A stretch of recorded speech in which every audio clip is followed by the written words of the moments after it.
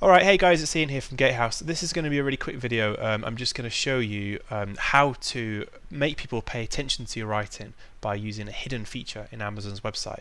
This feature lets you take the best parts of any book for free without having to buy the book or even read the book. It's something that's been really helpful to me, and I think you know it might be helpful to you. So I'm going to record a quick video on my computer showing you how it works. Okay. Let's go. Okay, so one thing I'm obsessed with is finding ways to make people enjoy reading what you write.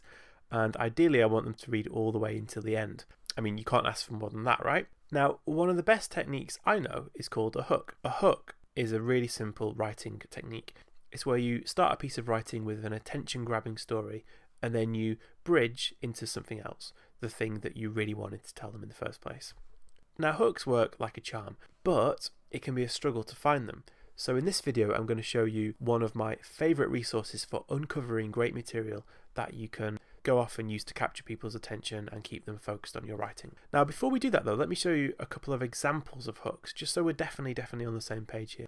Now, the hook I used in this email was the story of how NASA wanted to develop a pen that you could write with in space. They spent a couple of $1 million inventing this amazing pen that would write in zero gravity.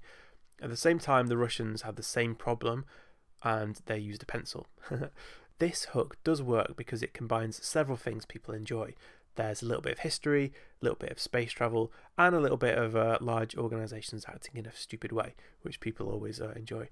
Now, with this hook, I was able to bridge quite nicely into a point about how big organisations often over-engineer solutions and make things more complicated than they maybe need to be.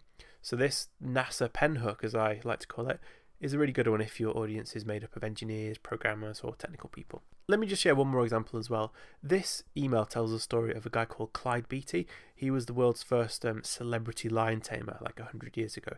Now, he used to go into the cage with a lion and he'd have his whip, but as well as his whip, he'd carry a chair, and everybody would be like, "Why have you got a chair?" But what he was doing was he'd hold the chair at the lion, and the lion would try and focus on all four of the chair legs at once, and he wouldn't be able to decide which chair leg to swipe at, so it would just freeze up and end up doing nothing. It's quite a nice story, and there's a very obvious comparison to make there with organisational inertia, Now, the great thing about these stories is that you develop a reputation for being an interesting person, I would say.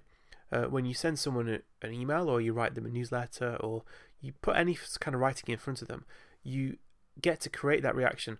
"Oh, I wonder what they've got for me today." Now, the problem you are going to have if you do decide to make them a big part of your writing, as I do recommend you do, finding them is really difficult.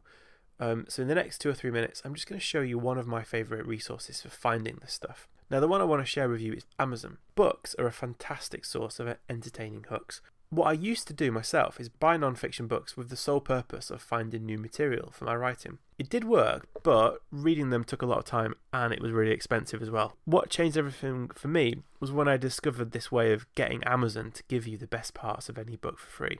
It's pretty amazing. Not only do you not have to buy the book, you don't even have to read the book. Let me show you how it works. First of all, you want to go to Amazon. But don't go to the homepage. Instead, the part of Amazon that we're going to be looking at is kindle.amazon.com, and you'll find this page. So we're going to log in now using our normal Amazon login details. Normally, people come here if they want to look at the things they've highlighted on their Kindle, but don't worry if you don't have a Kindle, because that's not why we're here. What we're actually going to do is look at the things that other people have already highlighted for us, because if you look carefully, Amazon has this little feature called Popular Highlights. You see it? It shows you the parts of the book that people reading on their Kindle have highlighted the most times. And guess what? Fortunately for us, the things that people tend to highlight as they read tend to work very well as hooks in our copy. What I normally do is search for non-fiction books about famous leaders, people that most people admire. So let's kick off by searching for Nelson Mandela, who passed away recently. Now, the first result is his autobiography, and the second result seems to be like a collection of his wisdom. So let's click on that book. Now, you notice we're not taken to the normal Amazon book page that you see if you want to buy the book. We go to a special Kindle highlight page instead. And if we scroll down, you can see what people have been highlighting. Now, one thing that people love to highlight are interesting facts. So check out this one. It says Mandela is indifferent to almost all material possessions.